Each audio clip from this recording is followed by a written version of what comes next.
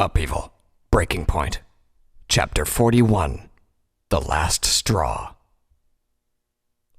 For Breezewing and Galeheart, patrolling the inner halls of the royal palace had always been an onerous task. While it was true that it was an honor to guard the home of Equestria's princesses, patrolling the place where the public didn't go seemed trivial. For hundreds of years, there hasn't been a single case of trespassing, robbery, or anything that would require the attention of guards in the palace. Appearances were also pointless if no pony even came to these parts of the palace. "What's with the sweating?" Galeheart asked his partner. "This boring route making you tense?" "No," Breezewing replied. "I accidentally passed too close to one of those flaming things on our way here. You saw it." "I was too busy covering my ears," Galeheart said. "The last time I checked up on him, Bronzemane was still complaining of headaches after he heard those things." "Still don't see why Princess Celestia needs a bunch of flaming creatures, or why they're sticking to Princess Luna like glue." "I'm more worried about Princess Celestia herself. I heard Captain Brightshield saying that she's been real skittish these past 2 days." The two of them rounded a corner when Breezewing stopped. A dark shape seemed to dart at the end of the corridor, just out of the corner of his eye. "Hey!" he called out. "Did you see that?"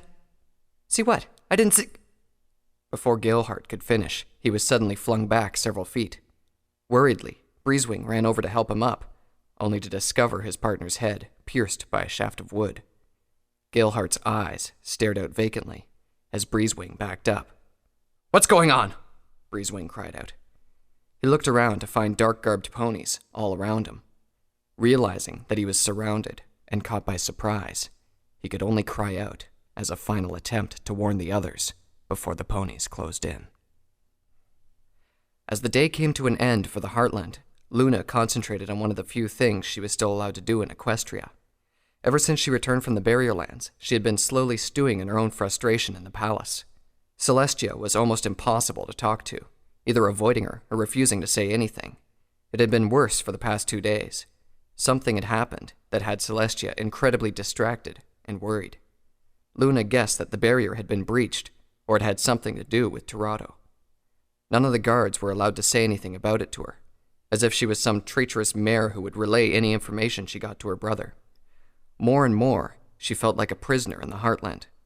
To fulfill her promise to Applejack, she had to resort to sending letters to the families of each of the bearers of the Elements of Harmony. A personal visit would have had them faced with the Equi-Ignae, an encounter that might result in harm. She certainly didn't want them around the palace at these times. For now, Luna focused her magic and willed the very moon to begin its steady rise. It was a delicate and important task, one that she felt she had taken for granted over 1,000 years ago. Raising the moon required not just a great deal of raw magic, but patience and a sense of timing, carefully coinciding with the sun's setting and gently making the transition required. A long drawn-out scream from outside her personal chambers nearly ruined her preparations. Luna winced and redoubled her efforts. Ever since the royal guard began to move back to the palace and resume their duties, screaming across the halls had become an occasional annoyance. Some guard would make the mistake of wondering if it was all right to touch the Equi-Ignae, or to stand around when the beings spoke to one another. Despite admonitions from Guard Captain Brightshield, incidents still occurred. The moon was properly in place when Luna heard a second cry. Now that was strange. 2 in quick succession? Surely the guards weren't that foolish. She stepped outside of her chambers and looked around. The Equi-Ignae guarding her door remained perfectly still. "What is going on out here?" she asked. One of her guards, jail keepers as Luna saw them, responded in its language. She was thankful that there were no mortal guards around. "Intruders? Who would dare enter the castle at these times?" The Equi-Ignae didn't respond, but the lack of reaction alone told Luna something already. The intruders were mortal, which was why they weren't rushing about already. While she pitied the poor ponies who had accidentally heard the Equi-Ignae spoke, Celestia's precautions were forbidden from attacking or even interacting with mortals. Any form of willful assault they made against one would send them back to the eternal herd. She decided to see what had happened for herself. As she strode through the hall, the 2 Equi-Ignae followed like clockwork. They maintained perfect formation and remained exactly 10 steps behind her. It didn't matter if she suddenly backed up or stopped. There was no shaking them out of place. A nearby explosion that reverberated across the halls spurred Luna from a curious walk to an urgent gallop. The palace was indeed under attack. From the sounds of things, there were intruders within the Chamber of Harmony itself. The next turn should bring her to the main hallway leading to it. As she turned the corner, her hoofs suddenly slid across something thick and slippery covering the marble floor. She skidded several feet forward before righting herself, glad to keep some form of dignity despite what had just happened. She turned to look at the Equiigne irritably. They were still exactly 10 steps behind her. She then looked at what exactly she had slipped at. The palace's maids were still adjusting to the presence of enormous pony-shaped flames walking the halls, but that was no excuse to leave puddles of slick liquid around the halls. Her indignation turned into horror, however, when she noticed what she had slipped on. She left behind her a red trail, having slipped on a puddle of blood. The limp bodies of a couple of royal guards were crumpled by the darkened corner of the hall. What happened here? Despite her revulsion, Luna walked over to inspect the dead guards. Both of them had taken a crossbow bolt to the neck. She had seen these bolts before. They were the same ones used by the Legion, and the implications were serious. Big brother, when I said you had to act soon, I didn't mean this. She looked ahead and almost gagged at the sight. Strewn across the hall were more dead guards, each one dispatched with a bolt to the neck or head. One of them had a large gash across the neck. She shook her head in sadness and disbelief. Celestia's royal guards were brave and strong, each one hoof-picked from hundreds of candidates. They were well-trained and well-equipped as well. Each one was motivated to serve Equestria as best as he could. But Tirado's legionnaires were battle-hardened warriors, exposed at a very young age to a world of violence, with years of experience fighting the monsters that threatened Equestria. Even during times of respite, they were pitted against each other, always honing their fighting skills. The difference was far too great. The double doors that led to the Chamber of Harmony were wide open when Luna approached them. Inside the chamber stood her elder sister. Celestia was visibly shaking. Her horn was still glowing, and her face was a mixture of rage and disbelief. Big sister, Luna began as she stepped into the chamber. Stay where you are, Luna, Celestia said the moment her younger sister reached out a hoof. The chamber was empty, and the doors that led to the elements of harmony were closed. Luna couldn't help but notice the smudges of gray scattered throughout the floor. She realized that it was ash. The floor was covered with fine ash, as were the stained glass designs all around the chamber. At one part of the chamber were the slightly less burned remains of a pony. Big sister, what have you done? Celestia looked at Luna, guilt spreading across her face. They forced my hoof, Luna. They stormed into the palace to steal the elements of harmony, and they slaughtered every guard that got in their way. You should have seen them. Even when I faced them, they uttered no sound and moved with no hesitation. Luna looked at her hoofs and realized that they had already been smudged with ash. The remains of a dead pony were clinging to her silver shoes. She looked to Celestia, whose normally pristine white coat was covered with a fine coating of ash. You burned them, big sister, she said. There's nothing left of these ponies but ash. They were not ponies, Celestia replied, her voice dropping low. I don't know what they are. I tried to stop murderous, unfeeling creatures that wear the faces of ponies from stealing the elements of harmony. These are what Tirado has let his legionnaires become. Celestia's answer struck Luna like a physical blow. She gaped at her sister for a moment before saying anything. We're not even sure if these ponies were working for him, she protested. Who else has the power to send so many through the barrier? Who else can scramble my spells so I couldn't tell where in the Heartland they were sent? I've been trying to tell you all this time. It's not our brother. Black Rose... One look at Celestia's face stopped Luna. Her elder sister looked at her so suspiciously that she realized there was no point in explaining anything. Then why won't he answer my summons? Celestia asked. Why won't he return Twilight Sparkle and her friends to my realm? Luna held herself tall, matching her sister in presence, despite the size difference between the two of them. If I answered your questions, big sister, are you going to believe me? There is only one question I would like you to answer to my face, Luna. I am going right now to confront Tirado about his actions. If the worst comes to pass, will you side by me or him? Luna's eyes widened. Side by Have you gone mad? I was foolish enough to break the sacred rule between us siblings, big sister. Surely you won't follow in my hoofsteps. I have rebelled twice against the king and queen's edicts, Luna, Celestia replied with some resignation in her tone. For the sake of my little ponies, I will not hesitate to do so a third time. It was Luna's turn to start shaking. You fool, she said quietly. You stubborn fool. All you had to do was visit our brother once, and you could have seen for yourself what sort of ponies served with him to protect Equestria. You could have seen how he runs the Legion, and how faithful he has been to the laws you laid down. You had more than 1,000 years to spare a day to see him, and you didn't. It must be so easy for Black Rose to have you dancing to her tune. That is enough, Luna. You're right for once, big sister. This is enough. You asked me if I would side with you against Tirado. My answer is no. I will not help you start the 6th rebellion. Then it is just as Sungazer said. The two of you have turned against me. Sungazer. Luna remembered the pony who had spread the lies about her and her brother. He must surely be an agent of Black Rose. If she could capture him and bring him to Tirado. She began to back away. Celestia stepped forward and looked to the Equi-Ignae still standing behind her. The pony-shaped flames surrounded Luna menacingly, their wings outstretched. When she tried a teleportation spell, she found it blocked. Dimensional lock, she thought. It had likely been put throughout the palace the moment she arrived. She had underestimated her sister's growing paranoia. She had thought that there was still a chance to allay it, but she was wrong.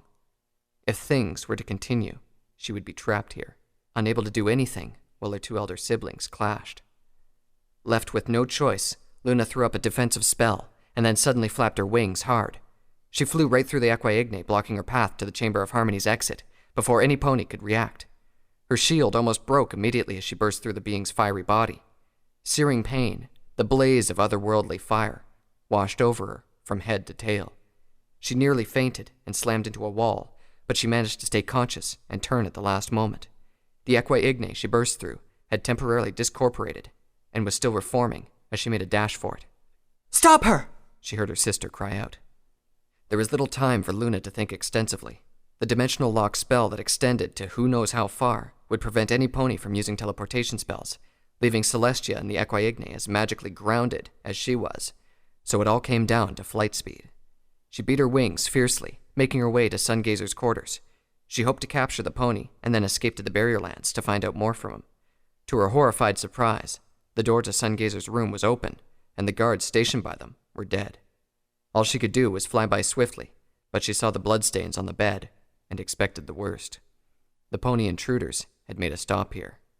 How long had they been in the Heartland, and what sort of activities had Black Rose made them do? A furious, otherworldly neigh from behind Luna told her that the Equi-Ignae were catching up. Spotting a large nearby window, she sent a blast of force that shattered the glass and flew out to the night sky as fast as she could. The cool night breeze felt soothing against her burns, but they continued to hurt badly. The only thing she could hope to do now was fly out of the dimensional lock's range and then teleport to the Barrierlands. That was going to be very difficult. She was slowing down, despite her best efforts to flap her wings even harder. The royal palace was a good distance behind her already when she looked back, but Celestia and the Equi-Ignae were coming even closer. "Luna!" Celestia called out. The genuine concern in her tone only served to hurt Luna more. "You're hurt! Cease this running for both our sakes!" Realizing that trying to reply would only take her fleeting strength, Luna kept on flying. Her horn was aglow with constant effort for a teleportation spell, searching for the edges of Celestia's dimensional lock. The range of the spell was incredible. She was flying towards the edges of Canterlot already, with the palace far behind her, but the spell was still there, a testament to Celestia's magical might. A sudden spark of blackness just ahead of her caused her to instinctively stop. It was as if shadows were gathering, forming the shape of a pony. "Need help, dear sister?" She heard the shape speak in a soft, silky tone. "Who are you?" Luna asked. The shadow form materialized into a beautiful unicorn mare with a long flowing mane of crimson spilling from her head and neck that billowed in the breeze. She had a coat of lustrous black that could match the night sky itself. A pair of Pegasi wearing the Legion's barding also appeared right next to her. No, Luna thought. This unicorn had wings. An alicorn like her? That was impossible. She would know if some pony from the Eternal Herd made their way into this world. She concentrated on the pony. The wings seemed so real, but she still noticed the faint aura of magic. This only added to her confusion. The wings were partly magical constructs, and partly real. Here was a unicorn, on the verge of transforming into one of her kind. I trusted her too much and allowed her access to knowledge she shouldn't have. The implications of her brother's words suddenly struck Luna. Big brother, you didn't. She clenched her teeth. Her brother was a foal as well. All he needed to do was speak out and confront Celestia. Instead, he had resorted to something like this. Things were worse than she had imagined. It was likely now that it wasn't the 6th rebellion she had to stop, but the 7th. My apologies, the unicorn said. We haven't been introduced yet. My name is Black Rose, and I'm here to help you. Before Luna could reply, Black Rose concentrated, and her horn became surrounded by a swirling aura of blackness. A wave of shadows, like a thick bank of smoke, materialized before Black Rose, and then blew towards Celestia and the approaching Equiigne. The smoke engulfed them completely as they flew into it. This is the end of her dimensional lock, Black Rose said with a smile. Please use my distraction to escape and return to my beloved. Luna hesitated. She did need help. She was rapidly tiring, and the pain of her injuries were about to cause her to pass out. But this was Black Rose. This was her brother's former student, the rebel who wanted her elder sister dead. How else could she interpret this aid other than one more step in Black Rose's dark plans? What are you planning, Black Rose? She asked weakly. Even talking took much from her. I plan on helping you, Black Rose answered softly. Then I plan on helping all of Equestria, even Princess Celestia. Please escape, Princess Luna. I don't want you to get hurt any further. The sheer sincerity of Black Rose's tone frightened Luna. Could there be such a pony who could lie so well that even she felt convinced? Or was it possible that Black Rose really was acting on behalf of Equestria? Which was worse? That was not even counting the power that Black Rose had at her command. It was no small feat to penetrate Celestia's barrier, and Black Rose managed not only that, but even allowed several ponies to do so. I understand that you may not have enough strength to make such a long teleportation, Black Rose said. Let me take care of the rest, then. Wait! Luna cried out. She suddenly realized that she was surrounded by Black Rose's swirling black magic. She could feel the teleportation spell taking hold. She tried desperately to break the spell, but the pain of her injuries slowed her casting, allowing the spell to complete. In a blink, she was gone from the Heartland. When Celestia suddenly found herself surrounded by magical darkness, it took her but a few seconds to break the spell with a burst of dazzling white light. Against her magic, the darkness dissipated like morning fog, revealing her attacker. Who are you, and what have you done with Luna? She demanded. To see this unicorn was unnerving. It almost felt as if she was in the presence of a fellow alicorn, but at the same time, not. What had her brother been up to? Had he been trying to change mortal ponies into alicorns? They were forbidden to alter the mortal pony's fate like this. It's a shame that the elements of harmony could not be taken by stealth, the unicorn replied. But we have rescued Princess Luna, and that traitor Sungazer has been punished. Enjoy the last gasps of your reign, Celestia. My prince will take his rightful place soon enough. Your prince? Rightful place? Celestia's eyes narrowed. So you are more of Tirado's agents. Can't he face me himself? Why does he send his subjects to murder my ponies and steal from me in the dark? You will get your wish soon enough, Your Highness, the unicorn replied mockingly. Since we cannot take the elements of harmony in secret, the Legion will have to burn its way to Canterlot and take it by force. Farewell until then. Celestia's eyes widened upon realizing that her worst fears had come to pass at last. Tirado, the same Tirado who proudly called himself her most loyal defender, was attacking her. Luna, for all her remorse over becoming Nightmare Moon, had turned against her once more. She had precious little time to prepare against an invasion of these unfeeling monsters that her brother had made an army out of. She had to go on an offensive. If Tirado shattered her barrier and the Legion entered the Heartland, war would consume all of Equestria, Her only option was to reinforce the barrier and then meet Tirado with the Equiigne by her side. Perhaps she could defeat him and drive him away. The sight of their prince on the retreat could very well demoralize the Legion. She looked to the north and steeled herself. During that moment of distraction, Celestia felt another spell being cast. She turned her gaze back towards the unicorn, only to find herself flying alone with the Equiigne. At the end of Black Rose's teleportation spell, Luna found herself crashing in the middle of a stone chamber. Luna! She heard her brother's voice cry out. So she had made it to the barrier lands after all. She crashed to the stone floor, the jarring impact making the pain of her injuries worse. She had to tell him. Black Rose and her agents were in Celestia's realm. The Heartland was under attack. Big brother, the Heartland is the Heartland. Luna's vision blurred and then failed completely. The last thing she saw was the stone floor.